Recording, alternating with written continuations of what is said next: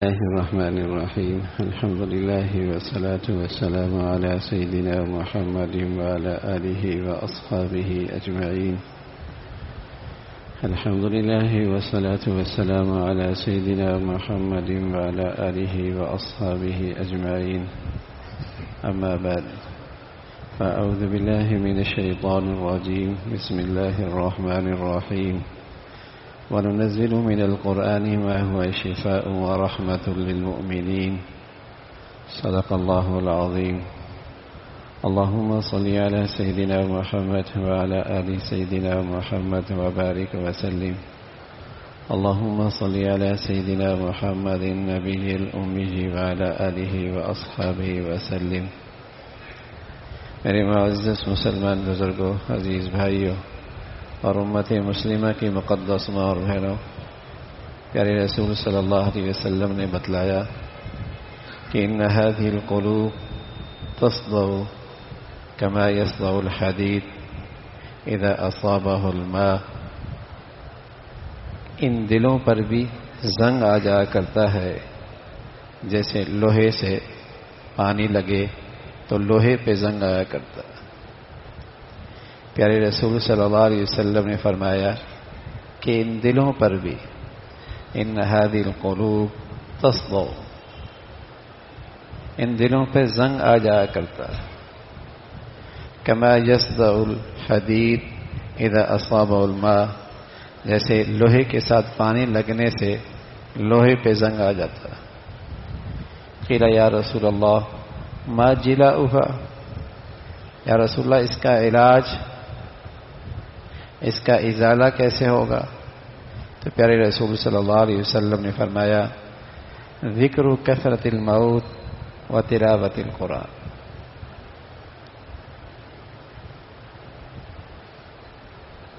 اس کا علاج بھی بتا دیا.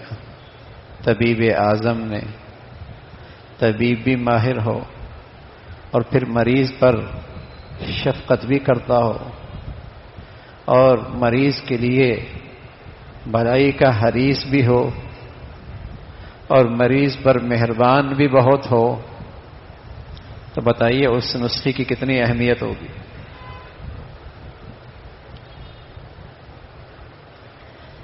طبیب اعظم ہے اور پھر حریص علیکم بالمؤمنین رؤوف الرحیم،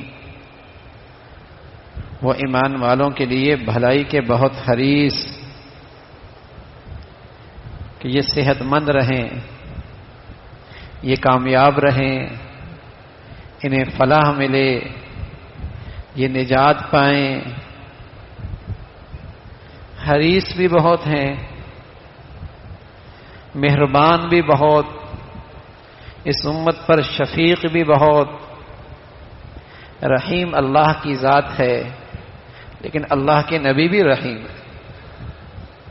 رؤوف اللہ کی ذات ہے، یہ خوبی اللہ کے نبی کے اندر بھی ہے.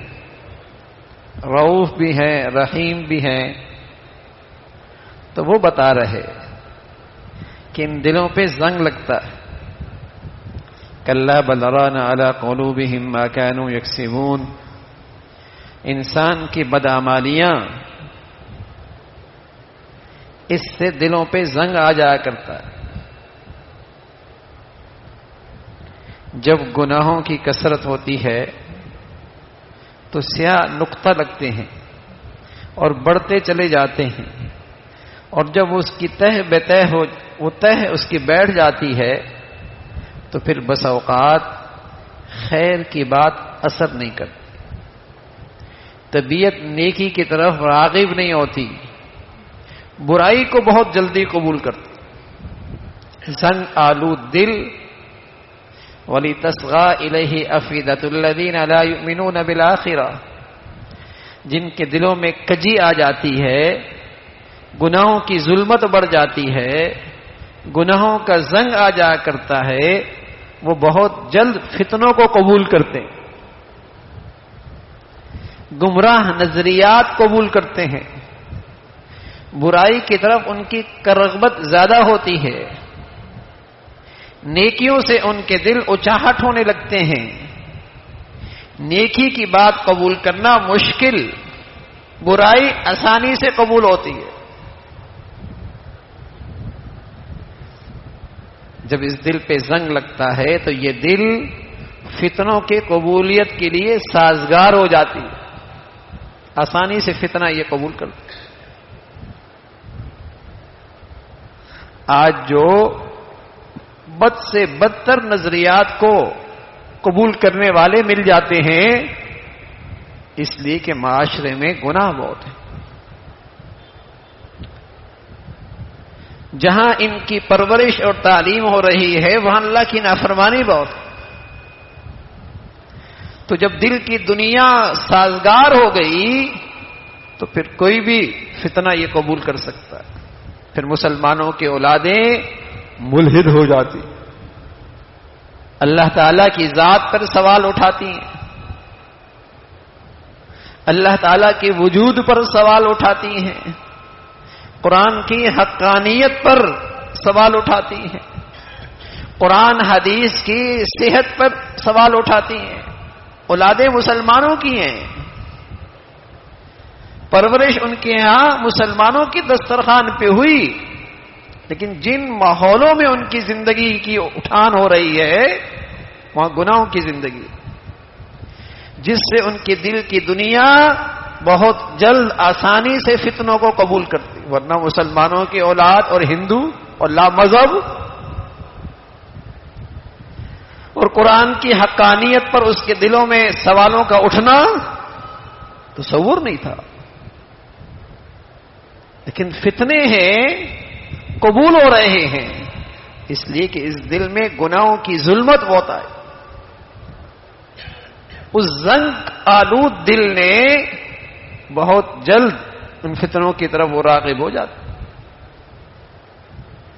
کوئی تقوی اختیار کرے، پرہیزگار ہو، گناہوں کی ظلمت سے اپنے آپ کو محفوظ رکھے، قرآن کے نور سے اپنے دلوں کو منور کرے. سبحان اللہ، اسے قرآن کہتا ہے اسے برائی سے وحشت ہوتی ہے. اس دل کو گناہوں سے وحشت ہوتی ہے، بلکہ جیسے پاخانے اور گندگی سے گھن آتی ہے ایسے پاکیزہ دل کو ان گناہوں سے، ان فتنوں سے گھن آتی ہے. سبحان اللہ. کوئی آدمی گوبر کے ماحول میں رہے تو وہ اس بدبو سے مانوس ہو جاتا ہے، اسے بدبو محسوس نہیں ہوتی. اور کوئی خوشبودار ماحول میں رہے اور پھر اس ماحول میں جائے تو بتائیے نا گھن آتی ہے نا. ناک پہ کپڑا رکھتا ہے، ہاتھ رکھتا ہے.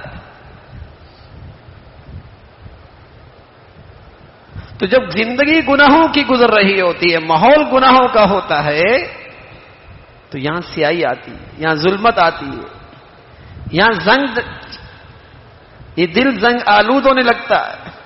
پھر یہ بڑے سے بڑے فتنے کو قبول کر لیتا ہے. اور اس کے لیے ملحد ہونا، لا مذہب ہونا، فخر سے کہتا ہے میرا کوئی مذہب نہیں ہے، میں کسی مذہب کو قبول نہیں کرتا. مسلمانوں کی اولاد جو مردم شماری میں ان کے ماں باپ مسلمان لکھے ہوئے ہیں، ان کے گھروں میں یہ اولادیں پیدا ہوتی ہیں. کیوں؟ اس لیے کہ جہاں ان کی زندگی کی اٹھان ہے، جہاں ان کی پرورش ہو رہی ہے، جہاں انہیں تعلیم مل رہی ہے، جہاں اٹھنا بیٹھنا ہے، وہاں گناہوں کی ظلمت ہے جس نے ان کے دلوں کو سیاہ کر رکھا ہے. وہ فتنوں کو قبول کرتے. تو پیارے رسول صلی اللہ علیہ وسلم فرمانے لگے ان هذه القلوب تصدو، یہ دل بھی زنگ آلود ہوتے ہیں. کلا بل ران علی قلوبہم ما كانوا یکسبون، یہ بدعمالیاں اس سے اس کے دل میں زنگ آیا. کہ یا رسول اللہ اس کا علاج، وَنُنَزِّلُ مِنَ الْقُرْآنِ مَا هُوَ شِفَاءٌ. سبحان اللہ، قرآن شفا ہے، علاج ہے، دوا ہے، صحت ملتی ہے. صحت ملتی ہے، قرآن باطنی شفا بھی ہے،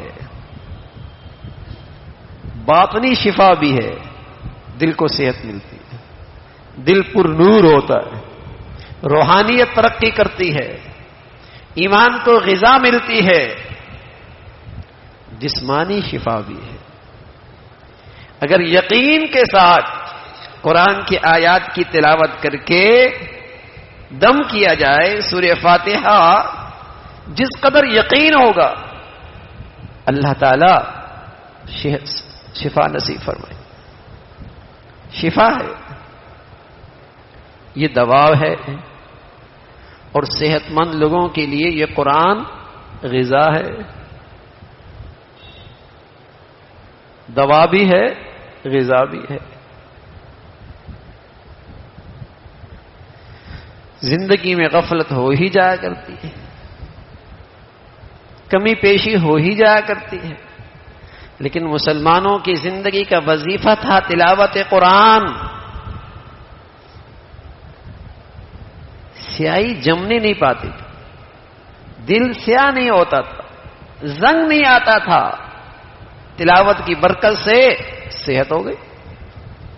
کچھ کوتاہی ہوئی، کچھ ظلمت آئی، تلاوت ہوئی، صاف ہو گیا۔ مسلمانوں میں تصور نہیں تھا کہ مسلمان کی زندگی ہو اور تلاوت نہ ہو، تصور نہیں تھا۔ اس لیے پیارے رسول صلی اللہ علیہ وسلم فرمایا کرتے تھے کہ جس کے دل میں قرآن کا کچھ بھی حصہ محفوظ نہیں، کل بیت الخرب، وہ تو اجڑا ہوا دل ہے، وہ تو اجڑے ہوئے گھر کی طرح ہے، وہ تو ویران گھر کی طرح ہے۔ جس کے دل میں قرآن کا کچھ بھی نور نہیں، وہ تو ویران گھر ہے۔ اور آپ جانتے ہیں ویران گھر میں خوف کے ڈیرے ہوتے ہیں، کیڑے مکوڑے ہوتے ہیں، بھوت ہوتے ہیں۔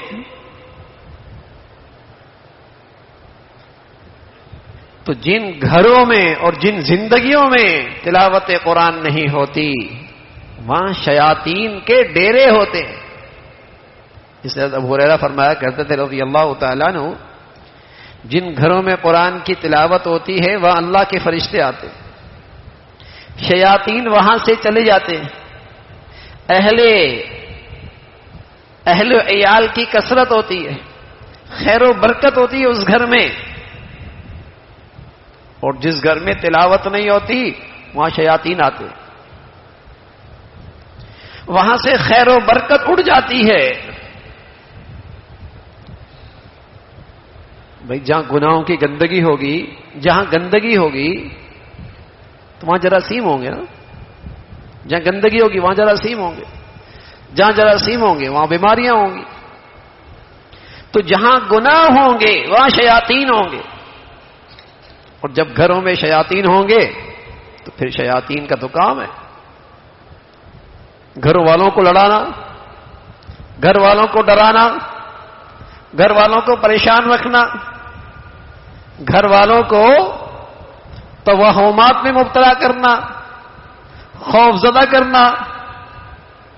اور گھروں میں قرآن کی تلاوت ہو، سبحان اللہ، جہاں نیکی ہوتی ہے وہاں فرشتے آتے، جہاں تلاوت ہوتی ہے وہاں اللہ کے فرشتے آتے،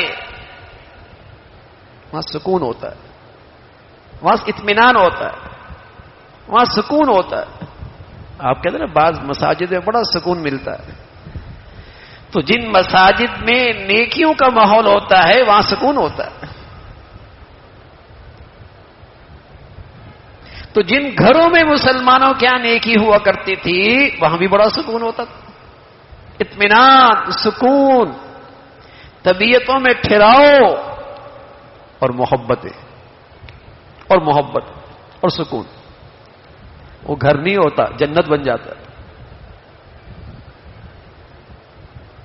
تو مسلمانوں کی زندگیوں میں تلاوت کا معمول ہوتا تھا۔ یہ تو تصور ہی نہیں تھا کہ مسلمانوں کی زندگی گزر رہی ہو اور مہینوں قرآن کی تلاوت نہ ہو۔ مہینے گزر جاتے ہیں، قرآن کوئی نہیں کھولا، یا شوہر نے نہیں کھولا یا بیوی نے نہیں کھولا یا دونوں ہی نے نہیں کھولا، یا پھر اولاد تو قرآن سے بہت ہی دور نکل گئی. مہینے گزر گئے.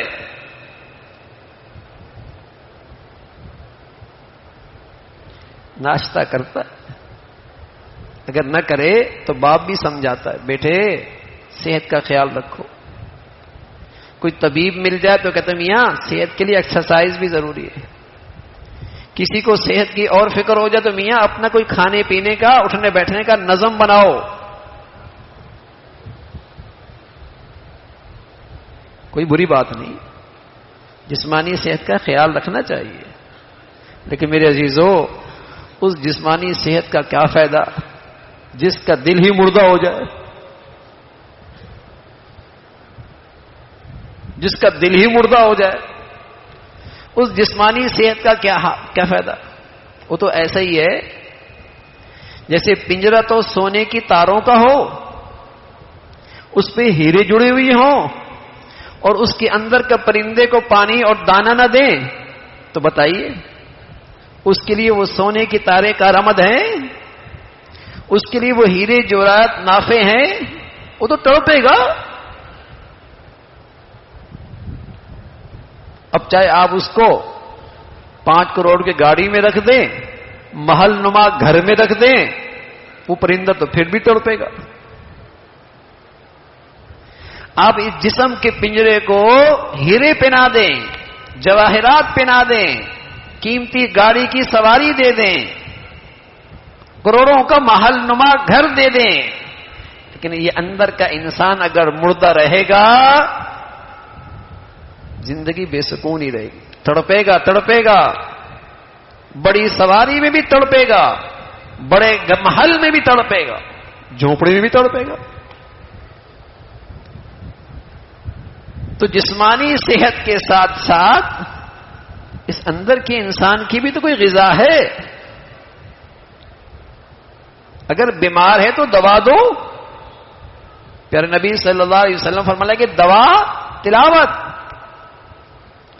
اپنا دنیا سے جانا، اس کا خیال رکھنا، اس کا دھیان رکھنا، اس کا استحضار رکھنا، اس کے تذکرے کرنا، یہ تمہیں اندر سے صحت مند بنائے گا. اس سے تم صحت مند رہو گے، ورنہ تو اندر مردہ پڑا ہوا. آپ اس جسم کے پنجرے کو بہت کھلا رہے ہیں، بہت پہنا رہے ہیں،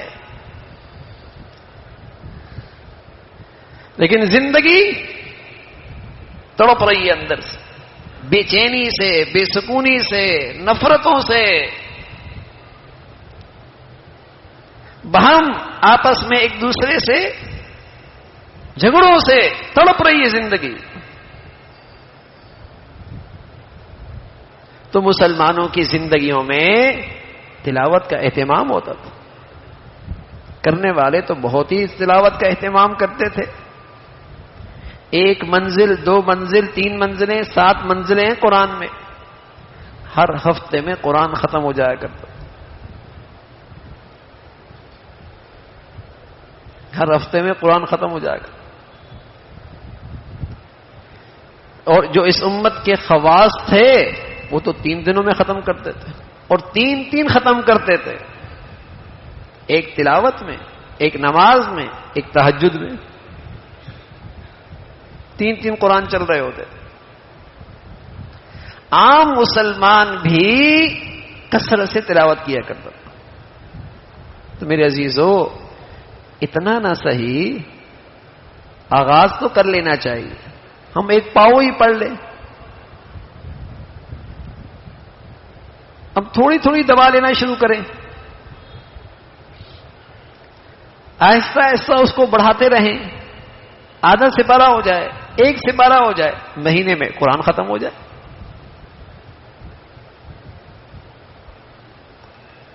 گھاٹا نہیں ہوگا، نقصان نہیں ہوگا. آپ دیکھیں گے آپ کے وقت میں برکت آ گئی. آپ دیکھیں گے آپ کے کاموں میں برکت آ گئی. آپ دیکھیں گے آپ کے گھروں میں برکت آ گئی.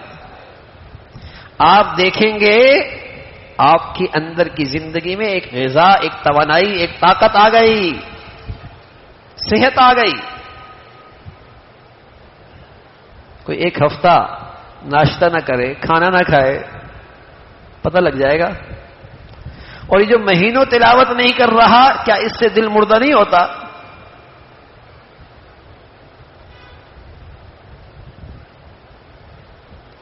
کہ اندر کا انسان اس سے بیمار نہیں ہوتا، اس میں کمزوری نہیں آتی؟ تلاوت کا اہتمام، تلاوت کا اہتمام ہو. جن گھروں میں قرآن کی تلاوت کی کثرت ہوتی ہے اور ساتھ ساتھ ان گھروں میں گناہوں سے پرہیز ہوتی ہے، تو ان گھروں میں اللہ کے فرشتوں کے ڈیرے ہوتے. ہاں، تلاوت کے ساتھ اگر گناہوں کی ظلمت اس گھر میں بڑھ گئی تو پھر اس کا اثر زیادہ ہوگا. ہمارے گھروں میں عام طور پہ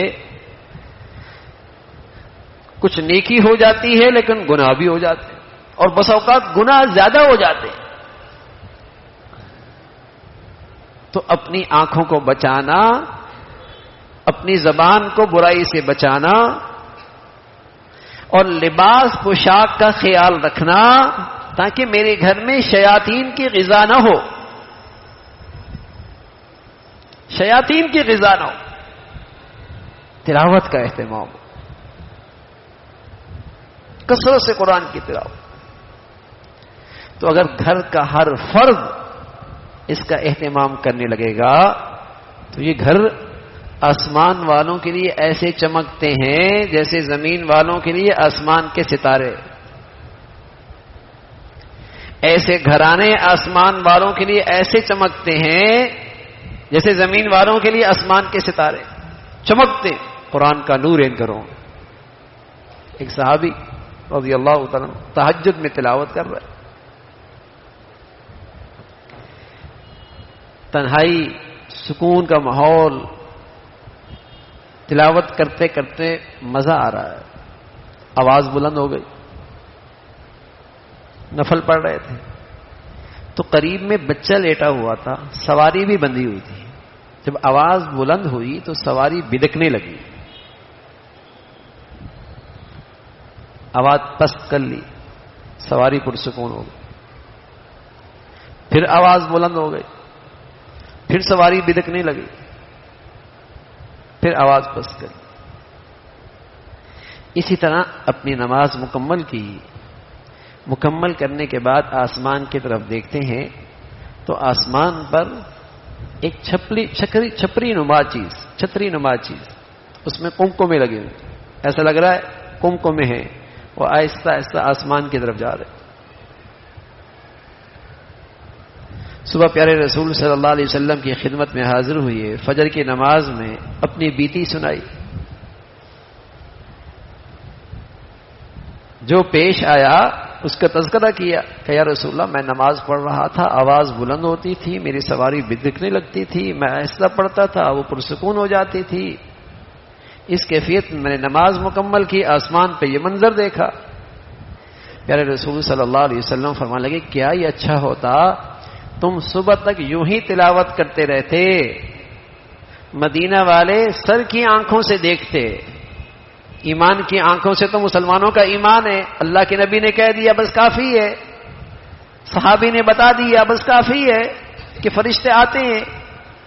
فرمایا اگر یوں ہی تلاوت کرتے رہتے تو مدینہ والے سر کی آنکھوں سے دیکھتے کہ تیرے گھر میں اللہ کے فرشتے تیرا قرآن سننے آئے تھے.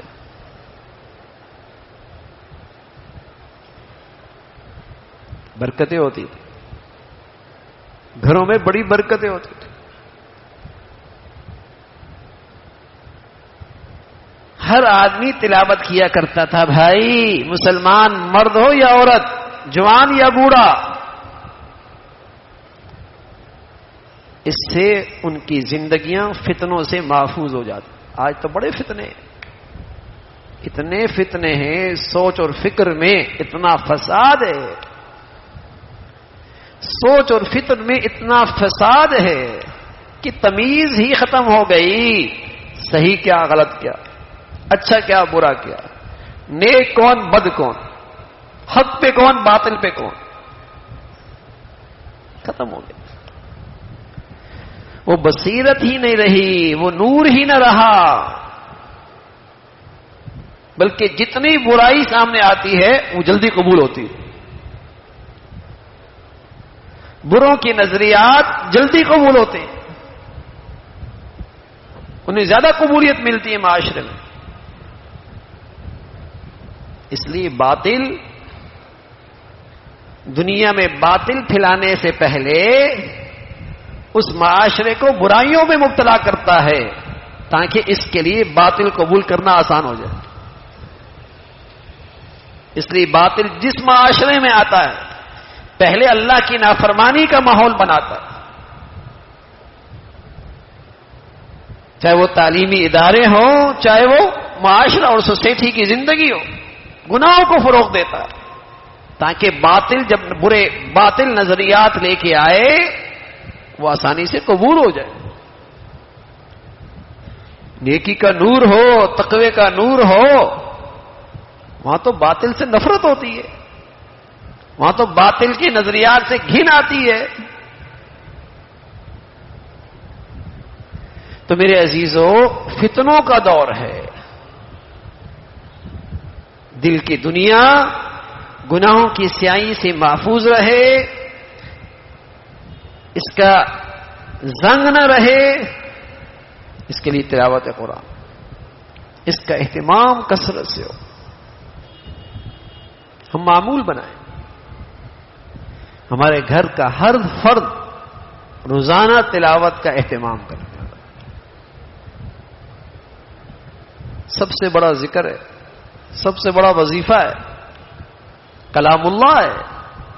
یہ الفاظ اللہ تعالی کے اندر سے نکلے ہیں، محبوب خدا کا کلام ہے. یہ محبوب خدا کا بھی ہے اور احکم الحاکمین کا بھی ہے. اس کلام میں ہیبت بھی ہے، حاکموں کا حاکم اس کا کلام پیغام ہے، اس میں ہیبت بھی ہے. اور یہ محبوب خدا، مقصود خدا، اس کا کلام بھی ہے. اس میں محبت کی چاشنی بھی ہے، اس کا بھی مزہ ہے. اس لیے عثمان فرمایا کرتے تھے رضی اللہ تعالیٰ عنہ، جسے اللہ تعالی صاف دل دے دے وہ تلاوت قرآن سے سیر ہی نہیں ہوتا.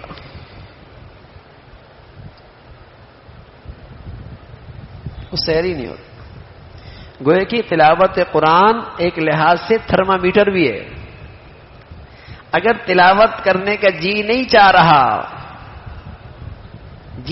رہا تو سمجھو دل خراب ہے. بطور دوا کے استعمال کرو،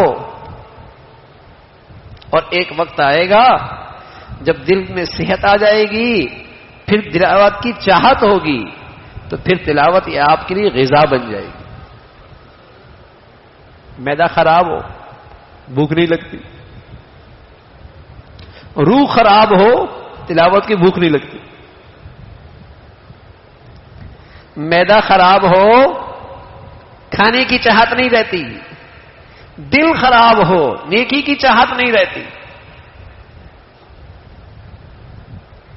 نیکی کی چاہت نہیں رہتی.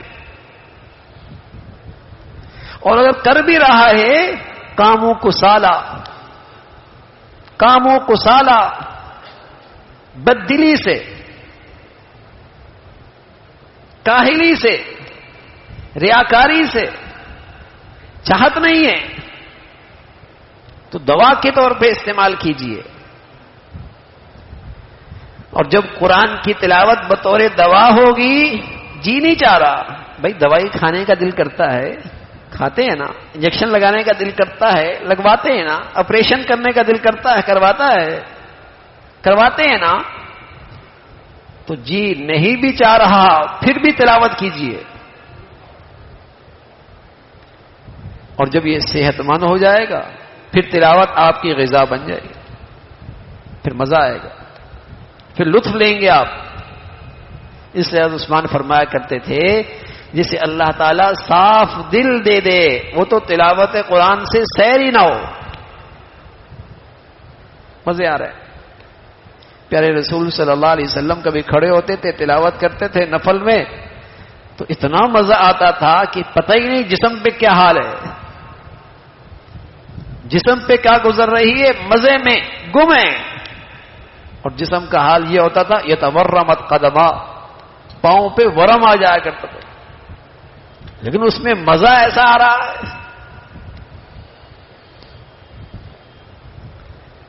تو صاف دل کے لیے تلاوت قرآن غذا بن جاتی ہے،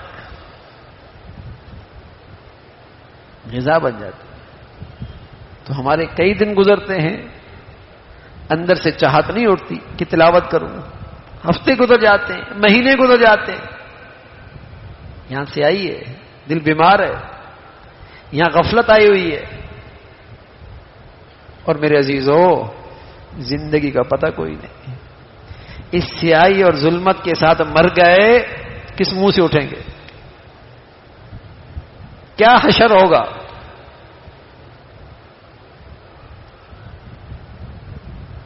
تو اپنی زندگیوں میں ہم تلاوت قرآن کو اپنا وظیفہ بنائیں.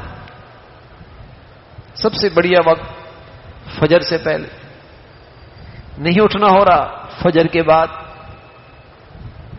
تلاوت. دن کا آغاز اللہ کے کلام سے، پھر دیکھیے کیا تازگی ملتی ہے. اور اگر کسی وجہ سے نہ کر پائے تو رات سونے سے پہلے پہلے اپنی تلاوت کا وظیفہ پورا کر لیں. پاؤں سے شروع کریں، آدھا پارا کریں، اللہ کرے پھر ایک سے پارا ہو جائے. کتنی دیر لگتی؟ مشکل سے آدھا گھنٹہ ناظرہ پڑھنے والے کے لیے.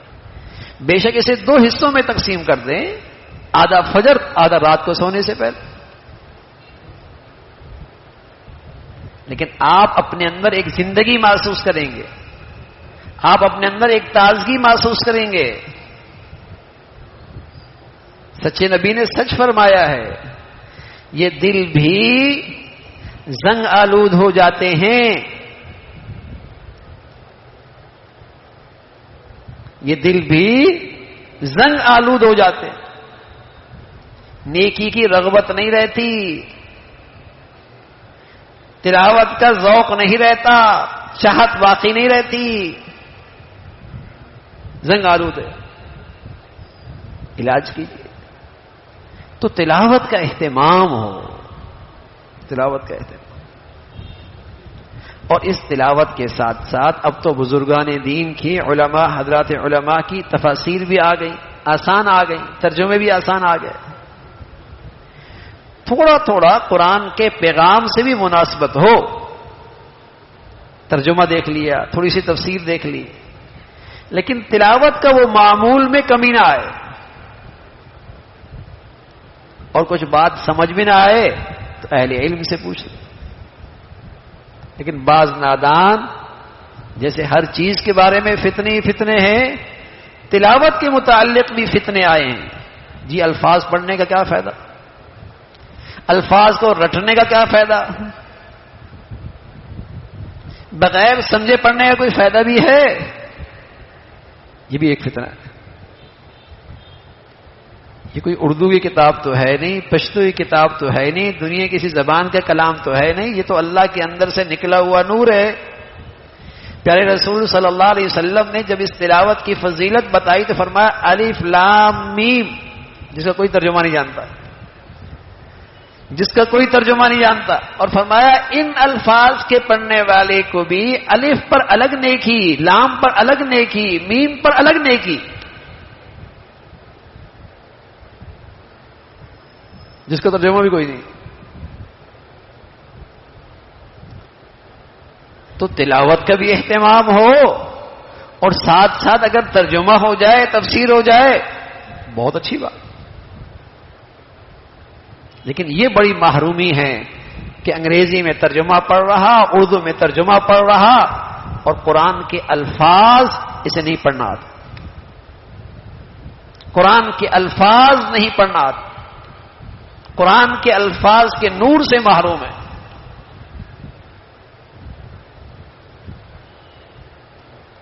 تلاوت کا بھی اہتمام.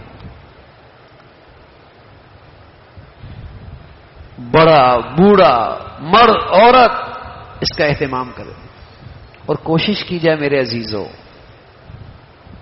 اتنی تجوید تو فرض ہے، اتنی تجوید تو فرض ہے کہ جس سے ہماری نمازیں درست ہو سکیں. اتنا تو قرآن سیکھنا چاہیے نا، اچھے انداز سے سیکھنا چاہیے.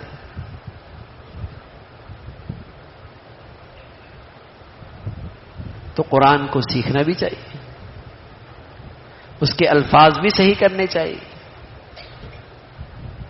اور اس کو ادب اور احترام کے ساتھ اس کی تلاوت بھی کرنی چاہیے.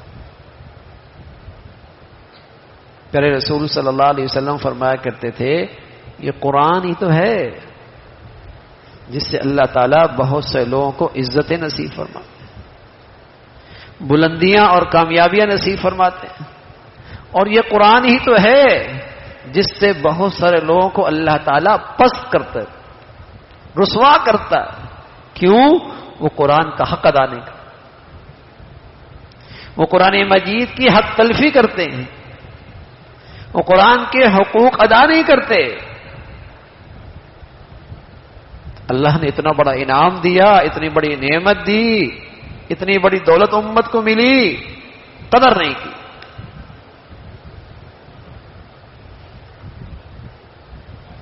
تو میرے عزیزو، ہماری زندگیوں کا معمول بنے کہ ہمارے گھروں میں بھی اور ہمارے مرد عورت بھی تلاوت کا اہتمام کرنے والے، اور بڑھیا تلاوت، بڑھیا تلاوت، اچھی تجوید کا اہتمام ہو. عام طور پہ لوگ تلاوت کرتے ہیں وہ دل میں پڑھ رہے ہوتے. تلاوت ہمیشہ کوشش کیا کریں کہ تھوڑی سی آواز بلند کر کے، تاکہ آپ کی آنکھیں بھی نیکیاں کر رہی ہیں، آپ کے کان بھی اس نیکی میں شریک ہوں، اور وہ آواز آپ کے دماغ سے بھی ٹکرائے. تھوڑی سی آواز بلند. اگر آپ حفظ نہیں کر رہے اور تلاوت کر رہے ہیں تو پھر تھوڑا مزہ لے کے پڑھیں، اور اس خیال سے پڑھیں کہ میں تلاوت کر رہا ہوں اور اللہ کریم اس تلاوت کو سن رہے.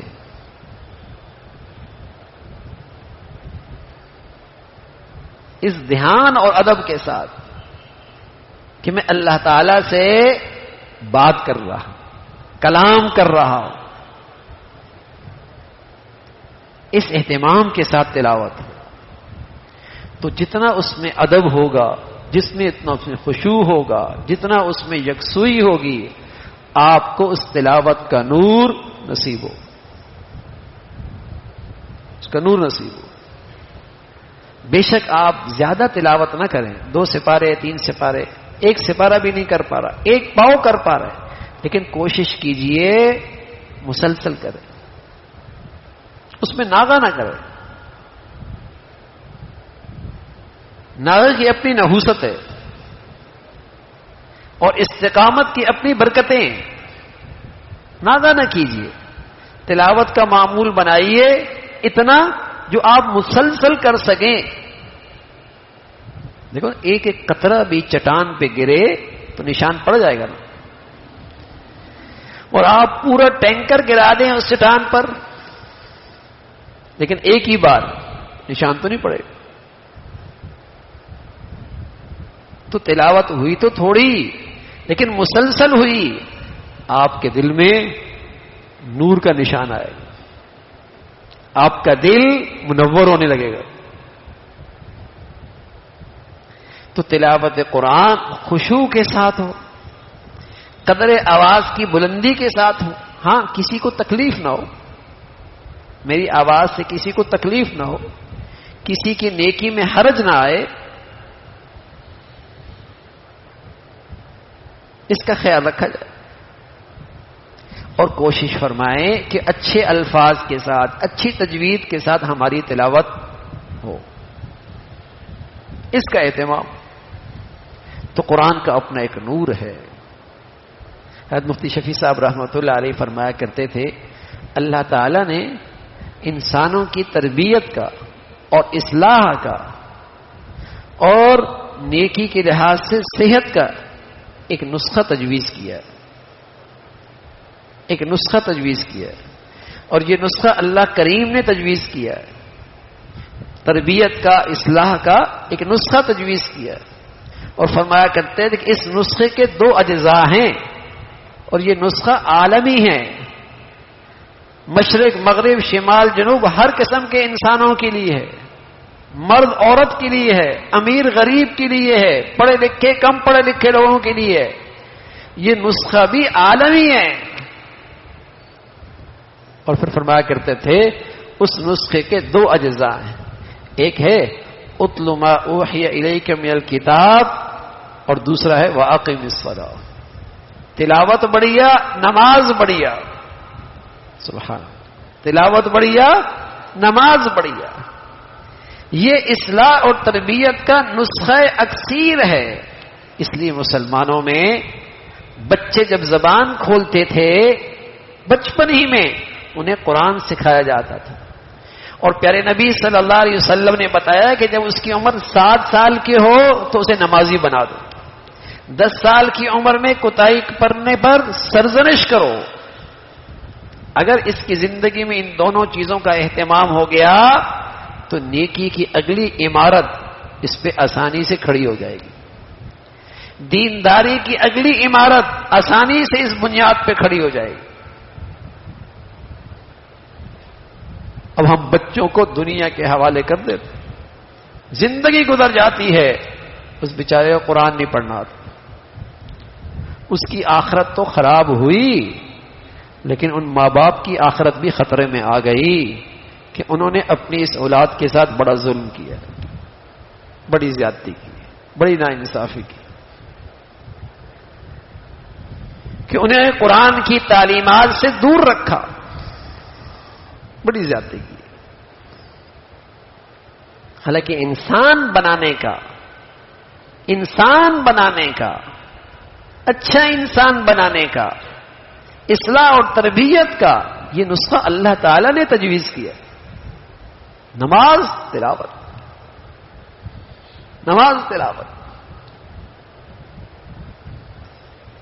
اگر یہ ہماری اولادیں روزانہ تلاوت کرنے والی ہوں، اب ماں باپ پریشان ہوتے ہیں، بچے کا غصہ کنٹرول بھی نہیں آتا، بہت جلدی ہائپر ہو جاتا ہے، سنتا ہی نہیں ہے، تو بھائی ہم نے کہاں سنی ان کی تربیت میں اللہ کی؟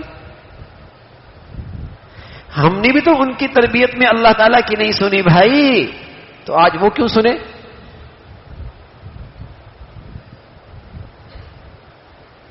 ہم نے بھی تو نہیں سنی، آج اس کا وہ ریئیکشن ہے۔ جب ہم نے اس ذات کی نہیں مانی تو آج وہ ہماری نہیں مان رہی۔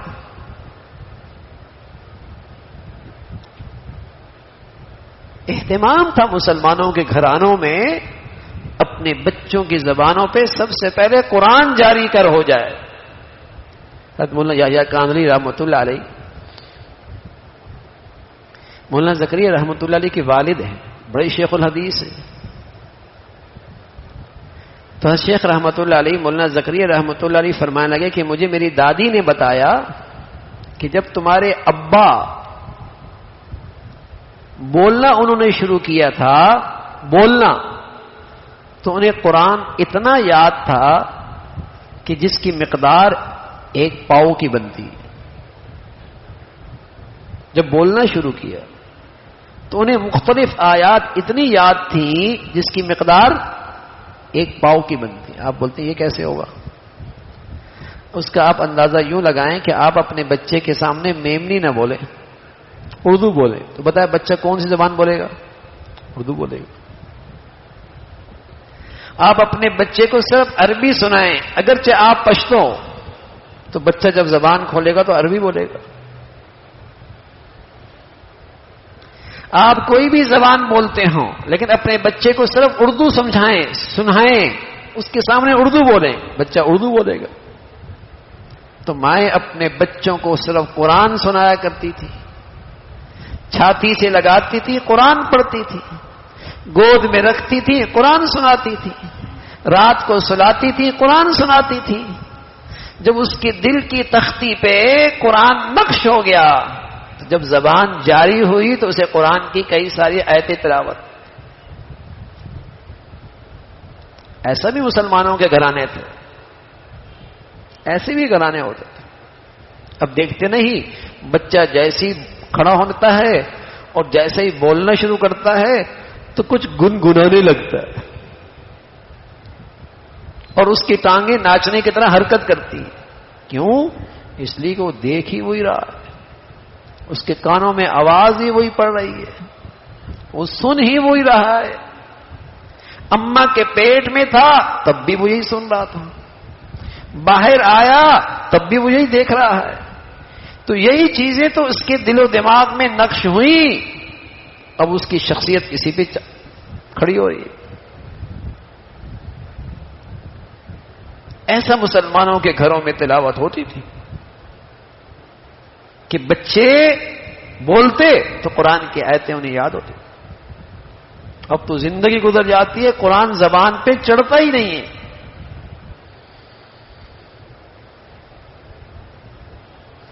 تو میرے عزیزو, اس فتنے کے دور میں تلاوت قرآن فتنوں سے حفاظت کا مؤثر ذریعہ ہے, اس لیے کہ اس سے دل صاف رہتے ہیں. جب دل صاف رہیں گے تو آپ کے دل برائیوں سے خود بخود گھن کھانے لگیں گے. آپ کا دل برائیوں سے, فتنوں سے نفرت کرنے لگیں گے. جو بھی فتنوں کا شکار ہوگا آپ دیکھیں گے اس کی زندگی میں تلاوت نہیں ہوگی. بر صغیر میں ایک تاریخ لکھی ہے. ایک زمانے میں اس بر صغیر میں جب ہندوستان پاکستان ایک تھا تو ہندو کا فتنہ کھڑا ہوا, سامراج, بڑا فتنہ, مسلمانوں کی ایک بڑی تعداد ہندو ہونے لگی. تو لکھا کہ جن گھروں میں مسلمانوں کے یہاں تلاوت ہوتی تھی, آریہ سماج کا فتنہ تھا, بستیوں کے بستیاں ہندو ہو گئی. جن مسلمانوں کے گھروں میں قرآن کی تلاوت ہوتی تھی وہ اس فتنے سے محفوظ رہے, ان کے گھروں میں فتنے نہیں آتے. اور آج بھی فتنے بارش کی قطروں کی طرح, بارش کی قطروں کی طرح, کیونکہ آج فتنے بیل گاڑیوں پہ نہیں آ رہے, گاڑیوں پہ اور ریل گاڑیوں پہ نہیں آ رہے, بلکہ جہاز اور راکٹ پہ بھی نہیں آ رہے. آج کے فتنے بجلی کی سواری پہ سوار ہو کے آ رہے, روشنی پہ سفر کر کے آ رہے. اتنے تیز رفتاری کے ساتھ فتنے ہیں اور ہر گھر میں ان کا وجود ہے. ہم تو بہت آسانی سے اپنے بچوں کو بس اوقات ان چیزوں کے حوالے کر دیتے ہیں, لیکن وہ ایک زندگی سیکھ رہے ہوتے ہیں, وہ نظریات لے رہے ہوتے ہیں, ان کی ایک فکر بن رہی ہوتی ہے. اور ہوش تب آتا ہے جب وہ اسلامی زندگی کے مقابلے پہ کھڑے ہوتے ہیں, جب وہ اسلامی عقائد کے مقابلے پہ کھڑے ہو جاتے ہیں, جب وہ اسلام کے شاعر کے مقابلے پہ کھڑے ہوتے ہیں. یہ کہاں سے سیکھا؟ ارے میاں جس چیزوں کے حوالے کیا تھا انہی سے سیکھا. تو میرے عزیزو, ان گھروں کو اور زندگیوں کو تلاوت کے نور سے آراستہ کیجئے تاکہ فتنوں سے حفاظت ہو, تاکہ فتنوں سے حفاظت معمول بنا لیں. کچھ بھی ہو جائے تلاوت میں ناغہ نہیں ہو, تلاوت میں ناغہ نہیں. اور آہستہ آہستہ تلاوت کی مقدار بڑھائیں, تلاوت کا معیار بڑھائیں, اس کا معیار بھی بڑھائیں, مقدار بھی بڑھائیں. پھر ہم دیکھیں گے اس کی برکتیں اپنی زندگیوں میں بھی, اپنے گھروں کے اندر بھی. مدینہ منورہ میں کچے سے گھر ہوا کرتے, ٹاٹ کے پردے ہوا کرتے, کھجور کے تنوں سے بنے چھت ہوا کرتے تھے. لیکن کیا تھا ان کچے گھروں میں, ٹوٹے پھوٹے سامان میں قرآن کی زندگی تھی. وہ گھر کیا تھے؟ جنت ہوتی تھی. ہر ایک کے لیے دلوں میں خلوص, محبت, شفقت. بیٹا ہے تو باپ کا احترام, باپ ہے تو بیٹے کے لیے شفقت, بیوی ہے تو شوہر کی قدر, شوہر ہے تو بیوی کا احترام، بہن بھائی ہیں تو محبت، قرآن جو تھا. اور آج سب چیزیں ہیں، قرآن نہیں ہے نا زندگیوں میں، نہ تلاوت رہی نہ زندگیوں میں رہی. تو کیا حال ہے بھائی، کیا حال ہو گیا؟ ایسا لگتا ہے نفس نفسی، کوئی کسی کا نہیں. تو میرے عزیزو، اللہ تعالیٰ نے اس قرآن کی شکل میں اس امت پر بڑا انعام، بڑا احسان فرمایا ہے، بڑی دولت ہے. اس میں اللہ نے شفا بھی رکھی ہے، صحت بھی رکھی ہے، یہ اللہ کی بڑی رحمت بھی ہے. اللہ تعالیٰ بھائی ہمیں تلاوت کا اہتمام نصیب فرمائے اور اس کا پیغام کا فہم نصیب فرمائے اور اس کی مبارک زندگی عطا فرمائے. وآخر دعوانا الحمدللہ رب العالمین. اللهم لك الحمد كله ولك الشكر كله، اللهم لك الحمد كله ولك الشكر كله. سبحان الله وبحمده، سبحان الله العظيم، عدد خلقه وزنة عرشه ورضا نفسه ومداد كلماته. اللهم لا نحصي ثناء عليك أنت كما أثنيت على نفسك. اللهم أعنا على ذكرك وشكرك وحسن عبادتك. یا ارحم الراحمین، جو کچھ کہا سنا عمل کی توفیق نصیب فرما. ایمان والی، عافیت والی، صحت والی زندگی عطا فرما. اے مولا کریم ہمیں تلاوت قرآن کا معمول نصیب فرما. ہمارے بچے بچیوں کو توفیق نصیب فرما. ہمیں اپنے گھروں میں قرآن کی تلاوت کی زندگی عطا فرما. یا ارحم الراحمین، قرآن کے جو حقوق ہیں ادا کرنے کی توفیق نصیب فرما. آج تک جو کوتاہی ہوئی، تلاوت میں غفلت ہوئی، اس کے احکامات سے لاپرواہی ہوئی، اے اللہ ان گناہوں کو معاف فرما. یا ارحم الراحمین، ان گناہوں کی نحوستوں سے محفوظ فرما، اس کی بے برکتی سے محفوظ فرما. یا ارحم الراحمین، اپنے فضل سے ہم سب کو زندگی بھر قرآن کا ذوق شوق نصیب فرما، تلاوت کا ذوق شوق نصیب فرما، تلاوت پہ استقامت نصیب فرما. یا ارحم الراحمین، تمام حاضرین حاضرات، سامعین سامعات، سب کی جائز حاجات کو پورا فرما، مشکلات کو آسان فرما، پریشانیوں کو ختم فرما. مولا کریم ہمیں پورے دین پہ چلنا آسان فرما، ہمیں گناہوں کی نحوستوں سے اور گناہوں کی گندگیوں سے محفوظ فرما. یا ارحم الراحمین، ہمیشہ برکت والی زندگی عطا فرما، برکت والا رزق نصیب فرما، سکون عافیت والی زندگی عطا فرما. ہمارے گھروں میں محبتوں کی فضا نصیب فرما. ٹوٹ پھوٹ سے اے مولا کریم غفلتوں سے محفوظ فرما. مولا کریم ہمارے بچے بچیوں کو اپنا بھی والدین کا فرما بردار بنا، اولادوں کے آزمائشوں سے محفوظ فرما. یا ارحم الراحمین، اولاد کے لیے تعلیم تربیت زندگی کے صحیح فیصلے کرنے کی توفیق نصیب فرما. بڑوں پر جو اولاد کے حقوق ہیں ادا کرنے کی توفیق نصیب فرما، اور اولادوں پر جو ماں باپ کی حقوق ہیں اے مولا کریم ان کے حقوق ادا کرنے کی توفیق عطا فرما. اپنے فضل سے مولا کریم ظاہری باطنی فتنوں سے محفوظ فرما، شریروں سے محفوظ فرما، شر سے محفوظ فرما، برے نظریات سے محفوظ فرما، برے لوگوں سے محفوظ فرما، حاسدوں سے محفوظ فرما، حسد سے حفاظت فرما. اے مولا کریم اپنے فضل سے ہر آنے والا دن ایمان عافیت کے لحاظ سے بڑھیا نصیب فرما. ہمیں سلامتی عطا فرما، ہمارے ملک کو سلامتی عطا فرما. یا نیکی کے اور خیر کی اور تعمیر کی قوتوں کو غلبہ نصیب فرما، تخریب کی اور بے دینی اور بے حیائی کی طاقتوں کو ختم فرما. اے مولا کریم اس ملک کو اندرونی بیرونی خطرات سے اور اندرونی بیرونی دشمنوں سے محفوظ فرما. اس کو ظاہری باطنی ترقیاں عطا فرما، وطن عزیز کو استحکام عطا فرما. یہاں ایمان ہدایت کی فضاؤں کو عام فرما. جن دین دشمنوں کو اور ملک دشمنوں کو اے مولا کریم اس ملک کو جن دین ملک دشمنوں سے خطرہ ہے اے مولا اپنی فضل سے اپنی قدرت سے ان کے شر سے اس ملک کی حفاظت فرما. اے مولا کریم ان کی طاقت کو بہم دستے گریبان فرما. اے مولا کریم اپنے فضل سے اس ملک کو ہر قسم کے فتنوں سے محفوظ فرما. یا ارحم الراحمین پوری امت اسلامیہ پہ رحم فرما. دنیا بھر کے مظلوم مسلمانوں کی مدد اور نصرت فرما. غزہ اور فلسطین کے مسلمانوں کے لیے آسانیاں پیدا فرما.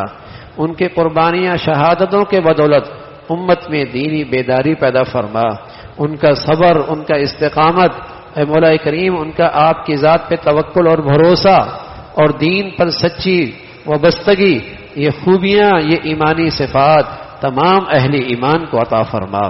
یا ارحم الراحمین، ہمیں بھی ایمان کی حقیقت نصیب فرما، مسلمانوں میں دینی بیداری پیدا فرما، اسلامی غیرت عطا فرما، مسلمانوں میں ہر قسم کے انتشار افتراق سے محفوظ فرما۔ وصلی اللہ علی سیدنا محمد وعلی آلہ واصحابہ اجمعین برحمتک یا